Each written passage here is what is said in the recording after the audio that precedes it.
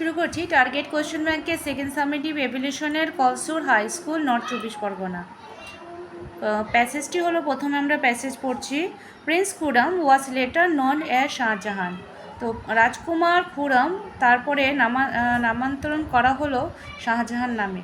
He became the emperor in the year 1628। 1628 সালে তারপরে তিনি সম্রাট হলেন। Arjumand Banu Begum was later renamed as Mumtaz Mahal. Arjumand Banu বেগমকে মমতাজ মহল নামে নামান্তরিত করা হলো। But what does the name of Mumtaz Mahal mean? তাহলে মমতাজ মহল মানেটা কি? আজ তরুণ জিজ্ঞাসা করলো। It means the brightest crown of the world, answer his grandfather. তো তার ঠাকুরদাদা বললেন, সবচেয়ে মূল্যবান উজ্জ্বলতম মুকুট।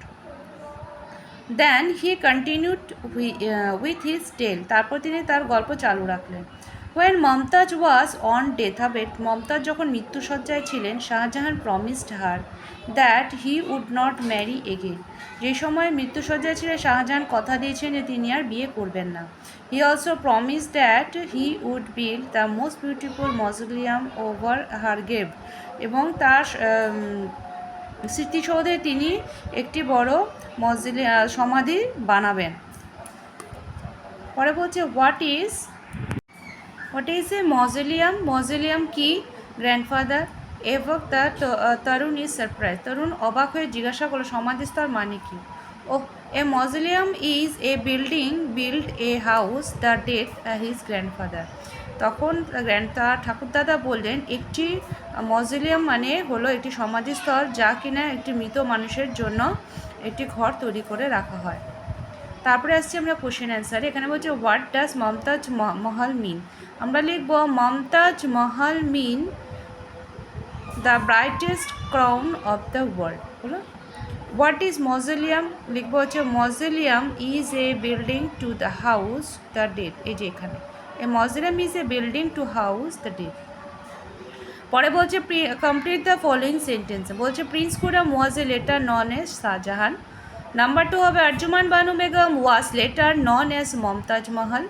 Number 3, when Mumtaz was on her deathbed, Shahjahan promised her that he would not marry again.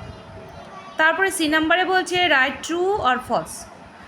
Number 1 বলছে, খুরম বিকাম এম্পায়ার ইন 1629। হ্যাঁ, এটা ট্রু হবে, যে 1628-এ সম্রাট হয়েছিল। শাহজাহান, নাম্বার 2 হচ্ছে, Shahjahan promise to build a beautiful museum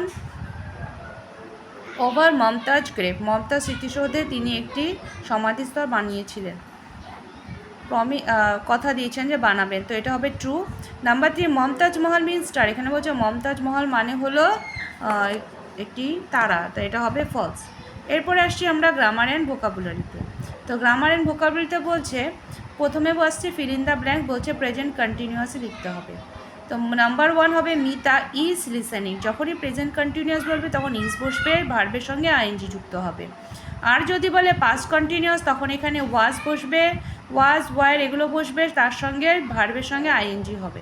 কিন্তু ভার্বের কোনো চেঞ্জ হবে না, মানে ওটা পাস্ট ফর্মে আসবে না, যে প্রেজেন্টে থাকবে তার সঙ্গে আইএনজি যুক্ত করে দিতে হবে। হলো। নাম্বার 2 বলছে, দ্য ফোন ইজ রিঙ্গিং।